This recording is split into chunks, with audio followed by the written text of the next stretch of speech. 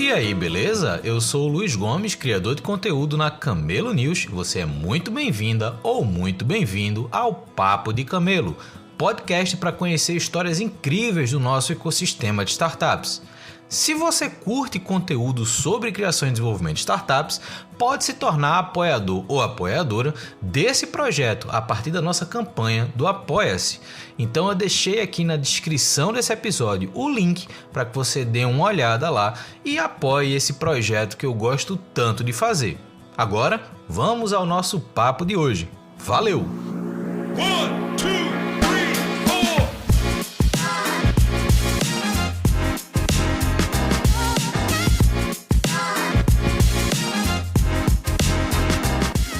Estamos começando mais um Papo de Camelo. Hoje a gente vai conversar com a Wanda Schulze. Acertei o sobrenome dela, pedi para ela me falar antes para eu não errar.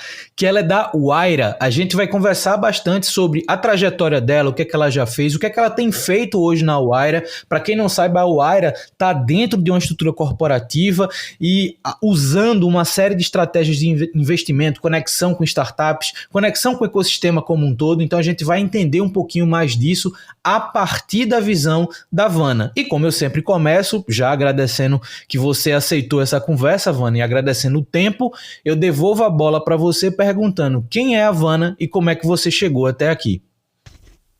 Olá, Luiz, tudo bem? Obrigada pelo convite. Fico muito feliz aí de participar do Papo de Camelo. Então, meu nome é Vana, falando um pouquinho sobre mim. Eu sou de Santa Catarina, numa cidade lá do interior, por isso o meu sobrenome é complicado. E eu comecei minha trajetória profissional fazendo faculdade de engenharia civil na Unicamp. Depois eu descobri que engenharia não era o que eu achava mais interessante, que eu gostava. Acabei indo para o mercado financeiro. Entrei como trainee lá do Unibanco, Itaú Unibanco. Passei pela fusão, aí virei Itaú BBA. E depois também trabalhei numa outra empresa outro banco, Corporate Banking, chamado Société Générale. Então, eu sempre trabalhei em Corporate Banking, atuando em análise de crédito de grandes companhias, tá? Esse é o meu background financeiro. Depois eu fui fazer MBA em Chicago, fui passar um pouco de frio lá, também focado em finanças e economia. Achei que faria sentido estudar mesmo, né? Como eu tinha background em engenharia. E depois, quando eu voltei para o Brasil, depois desses 2 anos da Universidade de Chicago, entrei numa consultoria estratégica. Trabalhei nessa consultoria estratégica por 5 anos, trabalhando sempre em projetos de transformação digital, de estratégia mesmo, de turnaround. Então, trabalhei em diversos projetos, em diversos segmentos.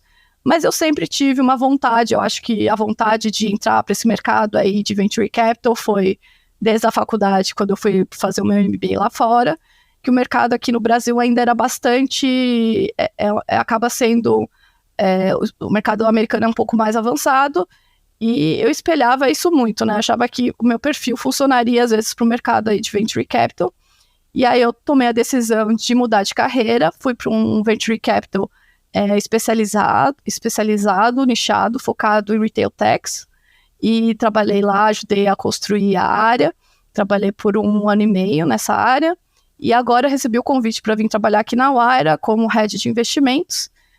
Vou tomar conta aí das análises de investimentos tanto da Wayra quanto no nosso fundo novo que a gente lançou, do FIP Vivo Ventures, e sempre atuando nessa área de investimentos, né? E eu acho bem interessante esse mercado. Eu acho que tem vários desafios, é um mercado que está crescendo bastante e estou gostando bastante. Eu acho muito legal ter essa parceria aí com os empreendedores, os grandes empreendedores que estão nascendo aqui no Brasil e realmente ajudar a desenvolver esse mercado.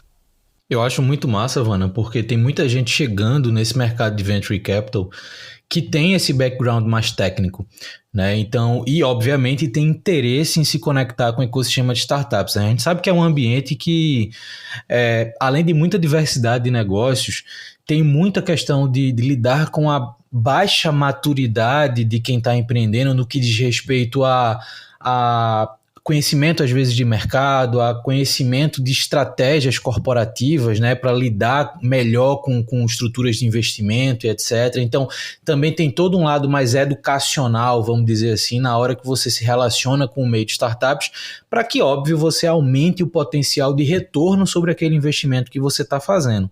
Então, eu acho muito bacana perfis como o seu, que vem de um processo de formação um pouco mais tradicional, mas que trazem também esse background técnico para esse ecossistema, que precisa de pessoas cada vez mais qualificadas para, de novo, estruturar negócios que façam mais sentido, primeiro para o mercado, depois para quem investe, né? Então, isso é muito bacana e, obviamente, quem está no ecossistema de startups há mais tempo, como eu, já ouviu falar na Wayra, né? Então, a Wayra tem um posicionamento no ecossistema brasileiro já bem consolidado, desde a época do Startup Brasil, onde a gente tinha ali as primeiras aceleradoras de fato se consolidando no mercado nacional, e a Wayra sempre esteve presente com aquela estrutura ligada à Vivo, ao Grupo Telefônica e etc.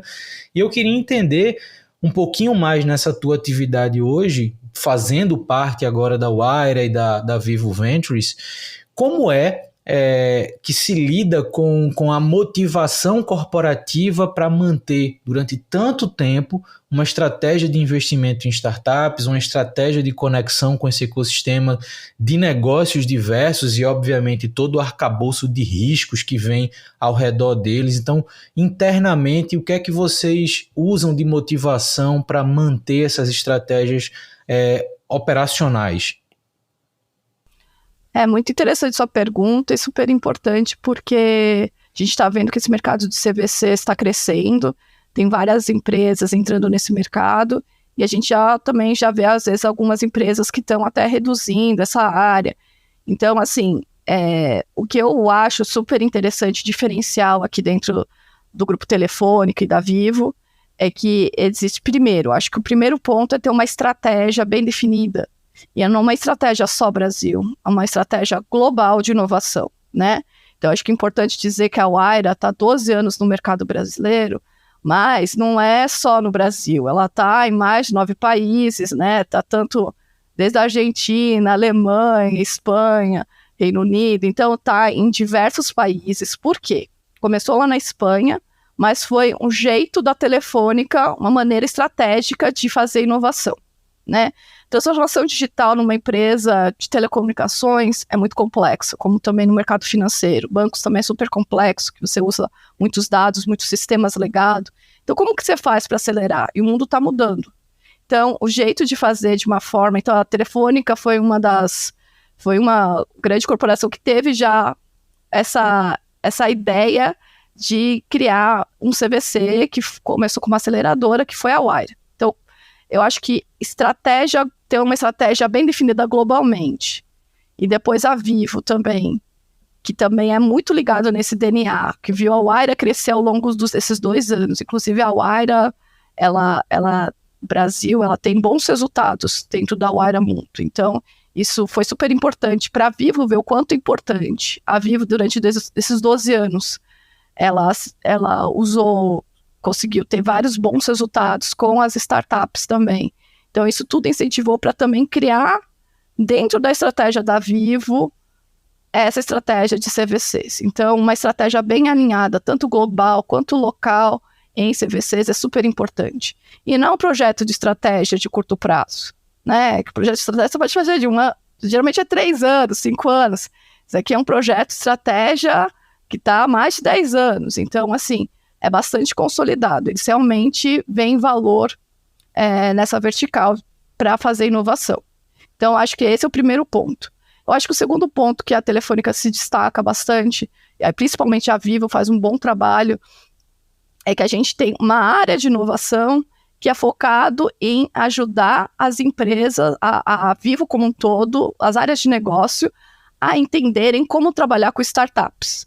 Então, até tem o Gruner, né, que ele encabeça um programa chamado Shapers. Então, é um programa para realmente fazer com que as áreas de negócio da Vivo saibam o que é uma startup, saibam o que é uma POC, saibam como trabalhar com isso. Então, isso faz com que as empresas elas aceitem mais, as áreas de negócio aceitem mais startups, e elas também ajudem até no nosso fluxo aqui de originação de investimentos.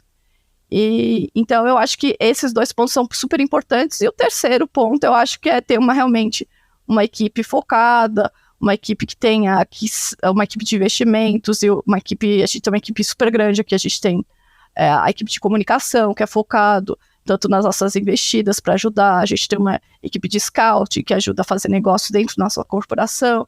Então, não é só a área de investimentos, né? Eu acho que esse conjunto que faz com que, tem a área de parcerias também, que faz com que a gente consiga tirar do papel e realmente ajudar a acelerar essas startups que são no nosso portfólio. O que eu acho legal em cases como o da Wayra e agora Vivo Ventures é algo que você falou e que talvez seja um dos pontos mais complexos para você desenvolver dentro da corporação, que é essa visão de projeto de longo prazo, né? Então, as corporações, quando falam de inovação, num conceito mais amplo, elas entendem que os resultados vêm no longo prazo, mas parece que estão sempre em busca de visão de curto prazo. O que é que a gente conseguiu no curto prazo? O que é que a gente conseguiu em 1 ano? Só que quando a gente pega cases como a Wayra, 12 anos no mercado, e que tem um processo não só de posicionamento, mas de amadurecimento nesse mercado, você começa a ver que são estratégias como essa, são períodos como esse que começam a justificar a existência dessas estratégias, né? Então, a Wayra começa ali dentro talvez da estrutura na época mais forte da Telefônica, que era na Espanha. Então você tinha toda uma estrutura, né, de equipe, de processos e de controle sobre aquilo que estava sendo feito. Eu acho interessante porque a Wayra, quando chegou no mercado brasileiro, ela se apresentou como aceleradora, e essa é uma estratégia que eu acho muito legal. Por quê?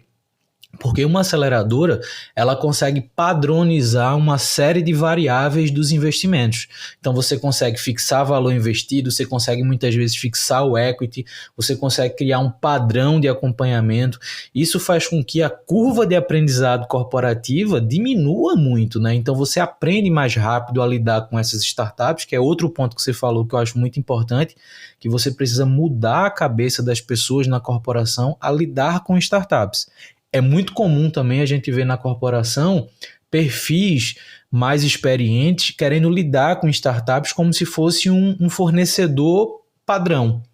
Só que muitas vezes, como a gente estava falando lá no começo, a relação com startups ela também é uma relação formativa. Você não vai simplesmente assinar um contrato e botar na mão da startup a responsabilidade de gerar um resultado A, B ou C. Você também tem que desenvolver coisas na startup para justificar isso. Eu acho que essa experiência que você contou, eu acho que isso é muito relevante e importante, não só para quem está hoje no ambiente corporativo pensando em inovação e pensando em criar essas estratégias, mas também para as próprias startups que enxergam as corporações como oportunidade de captação de investimento, de parceria e etc.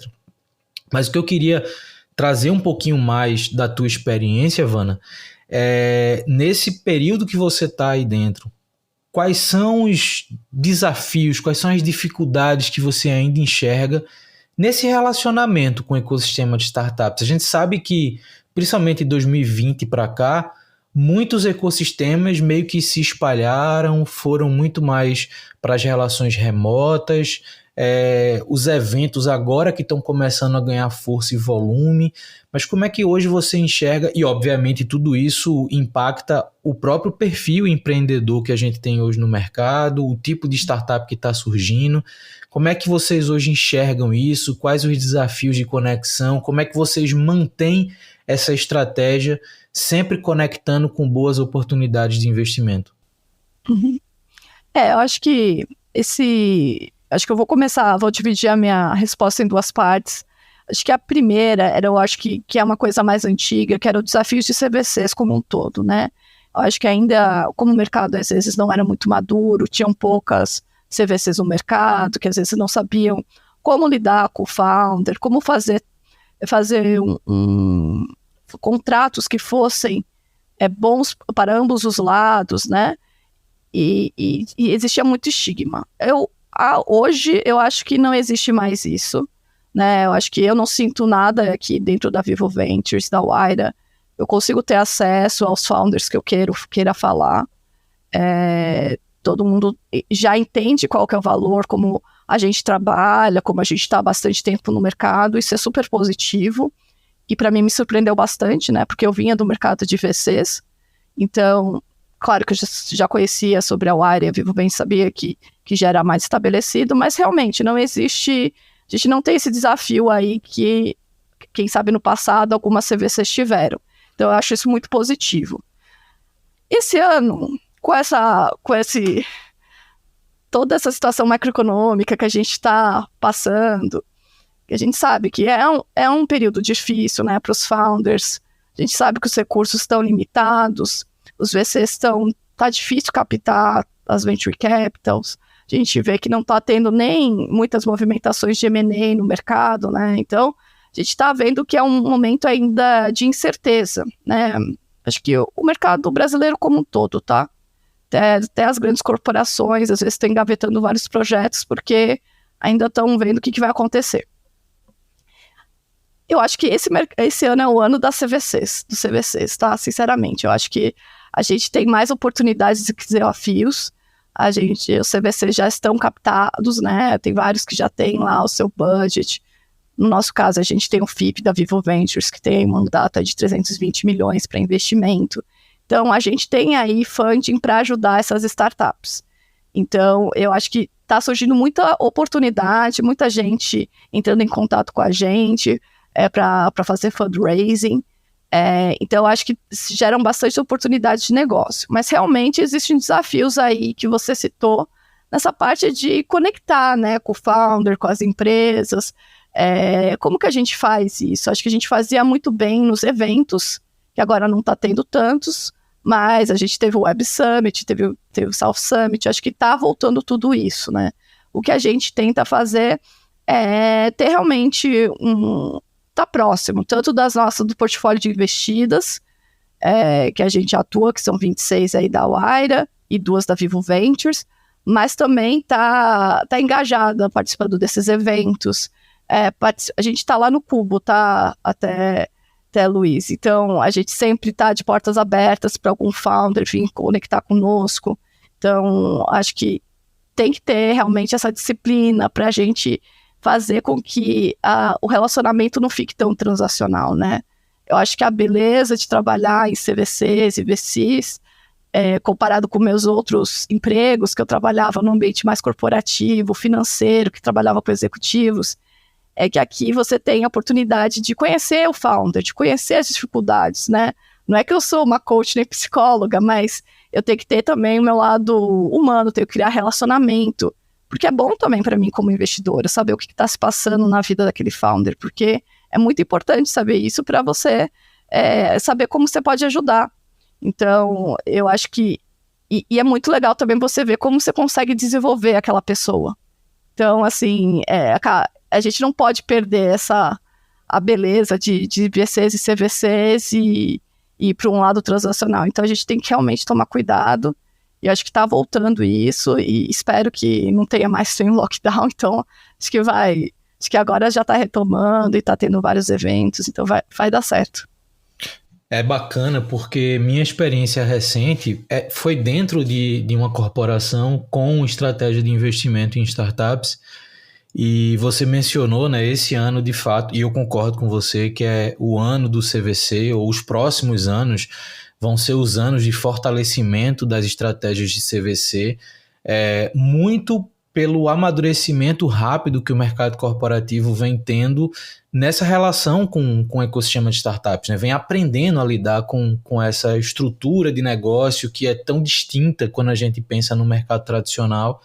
E aí você falou também, está dentro do Cubo. O Cubo talvez seja um dos grandes catalisadores de aprendizado desse processo, né? Então, assim, as corporações que se conectam ao Cubo tendem a aprender mais rápido como se relacionar com startups, como gerar oportunidades de conexão, de investimento. Nem todas ali estão olhando para investimento, mas para conexão, para atração de oportunidades de solução para dentro da corporação. Só que nesse contexto de CVC, eu queria entender um pouquinho da tua opinião sobre isso.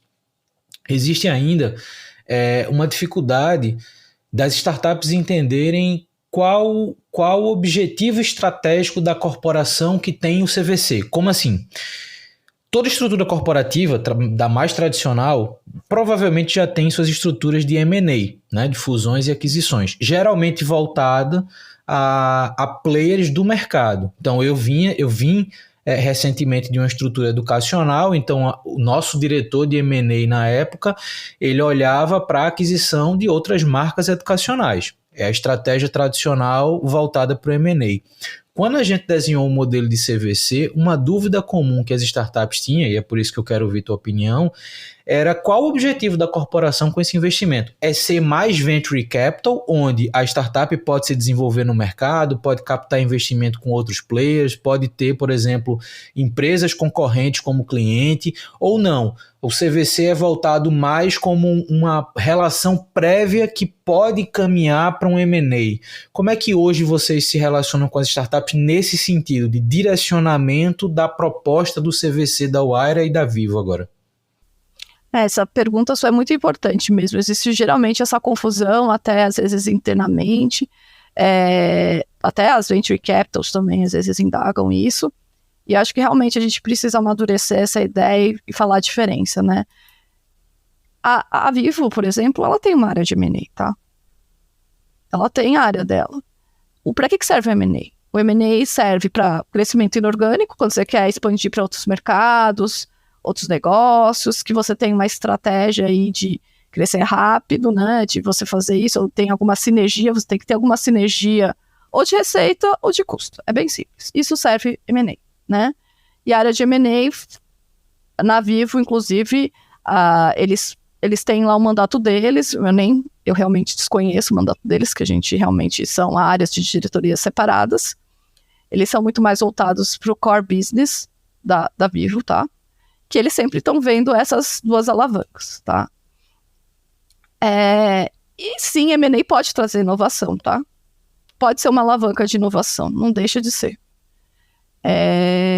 Mas quando a gente fala de CVC mais especificamente, a gente está falando, tanto é que a gente está dentro da diretoria de estratégia e de inovação, a gente está realmente buscando inovação. A gente pode inovar de várias formas, né? Não precisa ser um CVC especificamente, pode ser um CVC, pode ser investimento direto, pode ser funds of funds, investir em venture capital. Inclusive a gente tem a Telefônica investe em fundos de venture capital, inclusive, tá?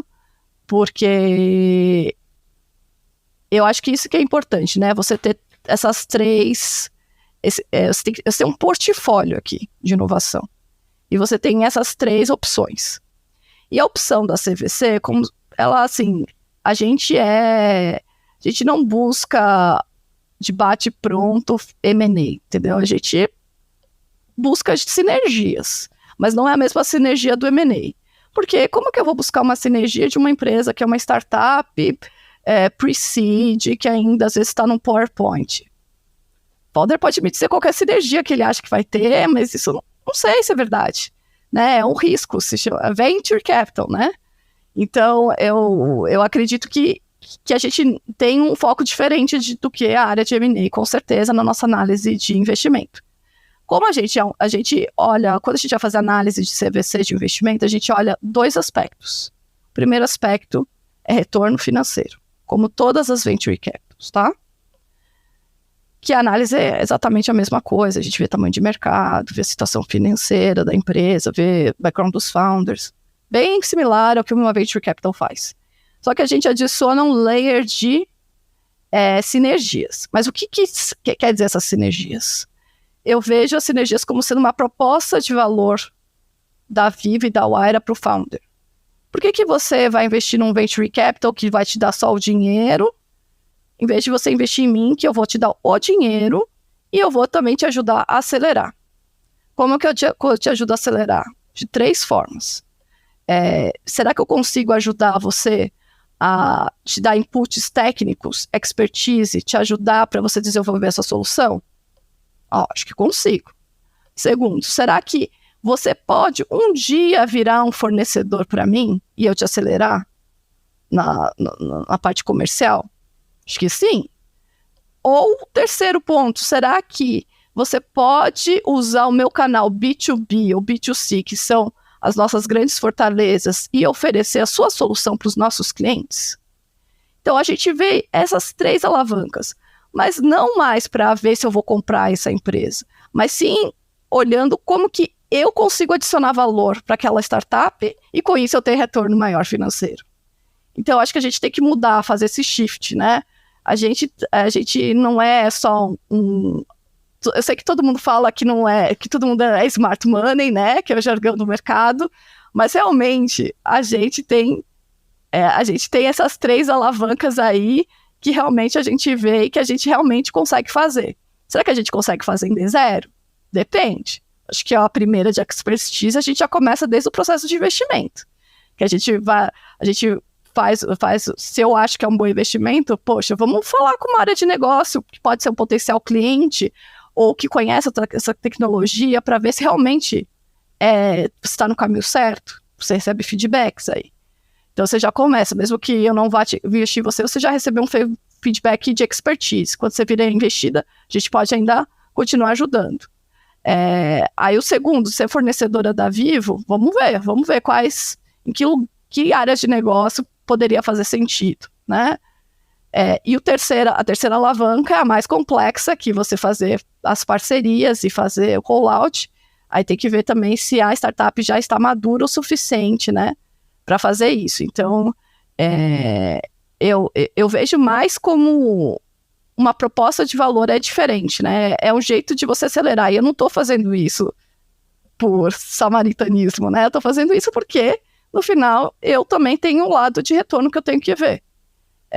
E eu vejo que várias Venture Capitals têm essa proposta de valor, né? Tem uma Venture Capital que é especializada, que investe só em IoT, vai te dar uma coisa similar também. Tem outras Venture Capitals que tem um playbook muito bem definido de crescimento de sales, para você fazer sua máquina de vendas. Então, as Venture Capitals também estão vendo que elas precisam se especializar ou adicionar valor, né, para o founder, não ser só dinheiro. E você ficar lá no board meeting e falando groselha pro founder, falando o que o founder precisa fazer, né? Então, realmente é ajudar. A gente não consegue, às vezes, ajudar em todos os aspectos, mas onde a gente é bom e onde a gente consegue ajudar. Então, acho que é esse aspecto que eu acho que tem que realmente diferenciar. E por isso que a Vivo decidiu ter essas 2 estruturas. Tem a área de M&A, mas também tem a área de CVCs, tem a área de investimentos diretos, tem a área de funds of funds, sabe? Isso é muito importante, principalmente para o ecossistema de startups, né, para a empreendedora ou para o empreendedor, que muitas vezes não entende o que diferencia você negociar com venture capital de mercado e você eventualmente negociar com uma corporação que tem um venture capital corporativo. E isso que você falou, acho que é muito relevante, porque eu comecei a ter essa percepção que uma das principais diferenças entre um venture capital do mercado e um CVC é o fato de você ter o ecossistema corporativo como terreno de exploração. Então, a Vivo ou o grupo educacional que eu trabalhava, a gente não pode olhar para essas estruturas apenas pelo core business. A Vivo não é só uma operadora de telefonia. A Vivo é uma estrutura que precisa lidar com engenharia civil, porque tem estruturas que precisam ser reformadas e mantidas. A Vivo provavelmente tem um departamento só de viagens para as pessoas que precisam se deslocar de um lado para o outro. Tem setores de logística, tem setor de compras. Então, quando a gente olha para o ambiente corporativo, a gente tem que entender que é um ecossistema de oportunidades. Por isso que muitas vezes a gente vê o CVC investindo em mercados diversos, que era o caso da gente, né? Você fez 26 investimentos pela Wire, a gente chegou a fazer 23 também pelo grupo, e era interessante que desses 23, só 2 foram de educação. Todos os outros eram de mercados diversos. E as pessoas muitas vezes tinham dúvida, cara, por que você está investindo em RH? Porque eu tenho um problema também de RH. Eu tenho oportunidades para soluções de RH se conectarem com o ambiente. Então, eu não preciso olhar só para o meu core business, que eu acho que essa talvez seja uma grande diferença entre o CVC e o M&A. O M&A, ele parte do core business para entender o que pode incorporar à estrutura. A tua área de inovação, não. Você consegue olhar mais longe, olhar para uma coisa que inicialmente pode até estar desconectada com o core business, mas que pode gerar essa oportunidade. Tem outra coisa que você falou também que eu acho muito importante, que é a relação que o CVC estabelece com a startup. Geralmente um venture capital de mercado, ele já entra com prazo de validade para sair. Então, uma das métricas de sucesso de um venture capital é o potencial de multiplicação do valor daquela empresa para ele sair numa condição melhor do que ele entrou. Um CVC, geralmente, ele tem a disposição de passar mais tempo com aquela startup, né? Então, se torna essa visão de longo prazo. Então, é normal você ver uma estrutura corporativa que fez o investimento numa startup há 5, 6, 10 anos e continuar fazendo parte do cap table daquela startup, participando do processo como um todo, né? E, obviamente, como você falou, se beneficiando de forma direta ou indireta daquela solução, né? Seja do viés financeiro, mas seja também por ter aquele produto, eventualmente, como fornecedor de serviço, etc. Então, acho que essa tua visão, eu acho que ela é muito importante, principalmente para quem está no ecossistema de startups, para quem está empreendendo, entender o porquê buscar um CVC ou o porquê buscar uma estrutura de venture capital de mercado. Só que a gente está vivendo hoje um momento, né, que muitas das estratégias de investimento também estão mudando, muito do viés das análises de investimento tem mudado, né? Eu costumo brincar que até a proposta não só do podcast, mas dos conteúdos que eu crio, voltados aí para camelos, é meio que uma provocação àquilo que a gente construiu nos últimos 10 anos, nessa busca frenética por unicórnios, e que a gente percebeu que no médio e longo prazo são estruturas que podem não fazer muito sentido, mesmo valendo bilhões de dólares no mercado. Então a gente olha para um contexto de análise um pouco mais racional, um pouco mais voltado a potencial de sustentabilidade financeira. E eu queria entender como é que hoje vocês enxergam esse mercado, como é que vocês entendem essas estratégias de análise agora dos negócios, né? Você falou que consegue se conectar com as empreendedoras e com os empreendedores que você tem interesse, que você tem essas três bases de sinergia que você analisa também para conectar com as estratégias de investimento. Mas como é que hoje vocês têm analisado não só o mercado, mas as propostas das startups, essa estrutura de modelo de negócio, esse potencial de retorno financeiro minimamente sustentável que possa ter dentro dessas empresas? Como é que hoje vocês estão olhando para isso? É interessante sua pergunta, que realmente o mercado mudou muito, né? Eu acho que desde principalmente ano passado, no começo do ano passado, que teve toda a virada, né? Que teve o valuation das empresas de tecnologia abertas nos Estados Unidos, caiu o preço das ações, e depois isso veio para o Brasil também, e isso depois começou a descer ali a escadinha de investimento. Foi os private equities, depois os venture capitals, até as aceleradoras, se você for pensar, acho que impactou todo mundo, né? Teve uma reprecificação, que a gente sabe que realmente os valuations, tanto de empresas de tecnologia, de companhias abertas, e também das rodadas de investimentos de venture capital, estavam realmente precificadas acima do histórico, muito mais acima. E assim, não sou eu que estou falando, mas várias pessoas de venture capital, tanto no Brasil quanto fora, acredito que agora a gente está vivendo um momento de múltiplos de valuation menores, né? Então, e é sempre mais complexo, né? Porque muda a dinâmica de mercado. E é muito interessante você falar entre camelos e unicórnios, né? Eu tenho background de crédito corporate, né? Então eu sou aquela pessoa que prevê o que vai dar ruim na sua empresa. Então eu tenho um viés um pouco mais... eu gosto mais de uma empresa que sabe que não dá grandes passos maiores do que as pernas, que está lá olhando o caixa dele, que está lá fazendo seu business crescer de forma sustentável. E quando eu vim para esse mercado de venture capital, eu falei, meu Deus do céu, né? O pessoal, tem gente claramente que está pegando dinheiro com valuation absurdo, às vezes uma rodada que nem precisava, O founder tá se diluindo pra caramba, sendo que ele não precisava, porque ele nem sabe direito como vai usar esse dinheiro. Ele acha que tá fazendo um ótimo negócio, porque vai sair na mídia, e aí vai crescendo. E sempre a gente tem vários venture capitals aí, globais aí, não preciso citar os nomes que todo mundo sabe, que depois tiveram problemas com isso, né? Porque essas promessas não se concretizaram. Aí você vai perguntar, é culpa do founder ou culpa do mercado de venture capital, né? Eu acho que é do mercado de venture capital, porque ele buscou empresas com crescimento super rápido, buscou unicórnios, né? E não buscou um crescimento sustentável. Então, para mim foi bastante choque, mas logo depois começou a virar. Então, acho que hoje em dia, se você for perguntar para qualquer gestora aí de venture capital, CVCs, todo mundo vai perguntar.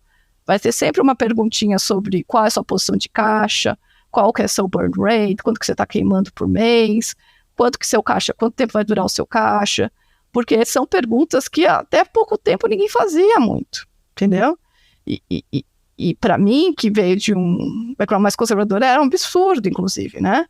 Porque, por que não perguntar? Porque sempre vai ter uma outra rodada, sempre vai ter outro investidor que vai entrar e vai resolver isso, né? Múltiplos estratosféricos, como que fizeram valuation, como é que você acha que você vai atingir essa receita daqui a 3 anos? Qual que é a sua estratégia de go-to-market? Às vezes era bastante etéreo, né? Não tinha uma visão concreta, ou às vezes tinha muitas captações que era para confirmação de tese de empresas até mais maduras, que é uma coisa que geralmente as pessoas serem mais aversas a fazer e faziam, né? Então, eu acho que está mudando. E o investidor mudou também. Então, hoje em dia tem essas perguntas, e hoje em dia eu acho que os camelos até são mais bem vistos do que os unicórnios que estão lá queimando caixa, que estão crescendo. Ok, você cresceu tanto, mas você queimou 2x para você crescer X. Vai ter essas perguntas mais duras agora da parte dos investidores, tá? Porque historicamente, tá? Se você for ver nos mercados mais maduros, o momento assim de queda que a gente está vivendo é onde realmente nascem os grandes unicórnios.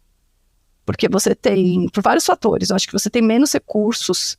Então, só os founders que realmente estão engajados com a sua solução, com o crescimento da sua startup, vão continuar nesse mercado. Você deve ter visto, várias pessoas estão saindo do mercado. Não quer mais ser founder, quer voltar para o corporate. Então, o founder está mudando. Então, vai ficar realmente os founders que acreditam nisso, que estão lá para dar o sangue, né? Segundo, os venture capitals estão com menos recursos para captar por conta da taxa de juros, e com isso eles têm menos dinheiro. Então, eles vão investir em poucas empresas e nas melhores soluções. Então, essas empresas que vão receber esses recursos, elas vão ter uma vantagem absurda, mais do que no passado, porque elas foram uma das privilegiadas a receber esse recurso. Então, e o terceiro ponto que eu acho é esse mindset mesmo, né? De você fazer um crescimento saudável. Não ficar prometendo os fundos, mas sim executar o plano. E você também tem essa vantagem de mercado, que você vai ter menos concorrência. Tanto para funding, quanto também concorrência de negócio. Então, isso tudo faz com que realmente aí nasçam os grandes unicórnios, né? A gente até tem, já é batido, mas o Google nasceu no mercado assim semelhante, a Amazon também. Então, a gente tem vários exemplos disso no mercado lá fora. Acho que também temos grandes exemplos aqui no Brasil também. E assim, eu sigo otimista. Então, acho que a gente tem que olhar, sim, bastante. A gente tem que tomar cuidado, escolher bem, pra gente não deixar passar um grande unicórnio. Ou, quem sabe, um camelo que vai virar unicórnio, entendeu? Porque, no final, quem tá aqui agora é quem realmente tá engajado. Então, não é aquela pessoa que quer, eu acho bonito ser founder, você founder, porque não tá mais, o mercado tá difícil, entendeu? Então é isso que eu acho. Eu acho bacana porque quando de fato esse cenário mudou, né, que quem investe começou a colocar essas outras variáveis na mesa para avaliar as startups, muita empreendedora e muito empreendedor ficou, cara, e agora? Não vou ter dinheiro para captar, eu não tenho de onde arrumar recurso. Só que, na verdade, o que eu percebi com esse movimento foi, ok, no curto prazo, pode ser que tenha aí uma freada no volume de investimentos, como você falou, os fundos vão estar capitalizados, mas vão estar selecionando melhor em quem investir, vão ter um portfólio com uma cardinalidade menor de investidos, mas com a potencial qualidade maior sobre aquilo que foi direcionado o recurso. Mas eu entendo que isso é um movimento que no médio e longo prazo vai desenvolver um perfil empreendedor, não só no Brasil, mas no mundo, eu acho com muito mais maturidade do que a gente veio formando nos últimos 10 anos. Né? Quando você falou que entende que parte dessa problemática veio de um perfil comportamental do Venture Capital, eu compartilho esse sentimento com você. A gente formou um perfil empreendedor que acreditava nessa estratégia de captação quase anual, sempre dando grandes saltos de valor de mercado, diluindo muito rápido o time fundador, como uma estratégia de sucesso. Né? Então, atingir patamares estratosféricos de valor de mercado muito rápido se tornou uma variável de sucesso. Quando a gente percebeu que, na prática, isso não necessariamente aponta para sucesso. Não adianta, como você falou, você gerar uma receita X ao custo de 2x de operação para poder você gerar aquele valor. Mas você sempre ter ali uma nova rodada de investimento que cobre esse déficit. Então, eu acho que no médio e longo prazo a gente vai ter um perfil empreendedor muito mais racional, muito mais dedicado não só ao negócio, mas à sustentabilidade desse negócio, né? Mesmo que o crescimento não seja tão acelerado como a gente durante muito tempo acreditou ser necessário.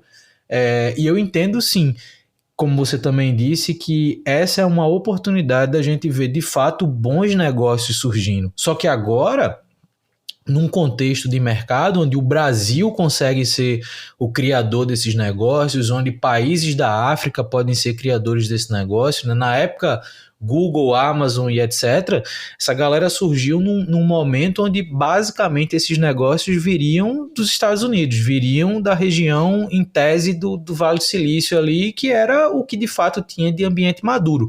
Hoje, esse amadurecimento de mercado, ele internacionalizou muito rápido. Então, acho que isso para quem investe e também para quem está empreendendo é de fato uma oportunidade. Precisa mudar um pouco de comportamento? Precisa. Precisa entender o negócio de um jeito muito mais racional? Precisa. Mas as oportunidades elas vão ser muito mais interessantes a partir de agora. E aí, para a gente caminhar aqui para o fechamento da nossa conversa, Vana, eu queria que você comentasse tua visão, né? Já que você falou que 2023 e os próximos anos vão ser os anos do CVC, como é que você enxerga esses próximos passos para as corporações que estão estabelecendo e já têm, na verdade, fundos de investimento estabelecidos em termos de retorno e de posicionamento de mercado? Como é que você está olhando hoje o mercado CVC como um todo? Eu acho que o mercado de CVC está crescendo, está se amadurecendo mesmo. A gente até fez agora um estudo, a gente participou do estudo da BVCap focado em CVCs. Eu até sugiro todo mundo baixar esse relatório, só você entrar na BVCap, tá? Foi lançado agora no começo desse ano, tá super recente. E aí tem vários dados bem interessantes, né, do mercado de CVC. Realmente o mercado de CVCs aí está concentrado aí em alguns setores, principalmente indústria e outros mercados. A gente vê que o mercado de CVC é um mercado mais feminino, até tem mais mulher do que até a média no Brasil, até maior do que a média mundial. Então isso é super interessante, muito bom para as founders, né, mulheres, porque uma coisa, eu sendo mulher aqui, trabalhando no mercado financeiro, mercado de consultoria estratégica, trabalhei em VCs, eu vejo que VCs é um ambiente realmente muito masculino, tá? Eu acho que tanto dos investidores quanto também dos founders, né? Então, eu acho que tem que mudar isso, né? Então, acho que eu fiquei bastante surpreendida com esses números, bastante feliz. Porque para a gente investir em founders mulheres, a gente também tem que ter investidoras mulheres. Então, eu achei bastante legal. E eu acho que, assim, os desafios para as CVCs aqui para o próximo ano, realmente, eu acho que eles têm que ter uma proposta de valor bem clara para as startups, né? Eu acho que elas têm que ter essa cabeça mais de CVC e menos de M&A. Acho que já está mudando muito e já mudou muito sobre isso. Mas eu acho que tem muitas oportunidades mesmo. Acho que eu estou bastante otimista e eu acho assim, o mercado deve crescer agora nos próximos anos, se aproveitar agora aqui com essa temporária escassez de recursos. E eu acho que vai conseguir fazer bons investimentos com bons retornos. E assim, a gente não é concorrente, né, de VC. A gente acaba sendo um pouco, mas acho que a gente tem que... As VCs também estão vendo que a gente atua como parceiros. Então, tá bem conectado com o ambiente, tanto com os founders, tanto com as VCs, quanto todo o mercado, o business, né, que você tá perto ali das suas áreas de negócio, ver o que eles estão vendo. Porque, assim, hoje em dia a estratégia é muito dinâmica, né? O mercado é muito dinâmico. O que era tendência ano passado não é tendência mais de hoje. Então, você tem que ficar ligado nisso. Então, ficar bem próximo às suas áreas de negócio para entender os pain points, os pontos de dor, entender onde que a gente uma startup pode ter espaço, é super importante. Mas estou bem otimista para esse ano. Acho que a gente vai ter vários bons investimentos aí desse mercado aí de CVCs. Eu compartilho muito dessa visão de não serem estruturas concorrentes, né? Eu costumo dizer que quanto mais oportunidade a gente tem de apoiar e investir em startups, naturalmente mais startups vão surgir, porque sabem que vão ter esses canais de apoio, que vão ter essas estruturas de relação. Então, eu acho que quanto mais corporações conseguirem estabelecer suas estruturas de investimento, conseguirem colocar suas teses, né, no mercado, mais startups vão surgir, mais oportunidades e, eventualmente, até mais ações conjuntas entre corporações podem surgir também para apoiar o desenvolvimento de startups. Então, acho que, de fato, é um cenário muito positivo para as corporações, não deixa de ser também para a Venture Capital de mercado, mas eu acho que para as corporações, principalmente, por estarem cada vez mais próximas dessas estratégias de inovação e terem os investimentos em startups como uma das formas de trabalhar a inovação, e isso, de fato, eu concordo muito com o que você disse. Vana, gostou do papo? Adorei. Gostei muito.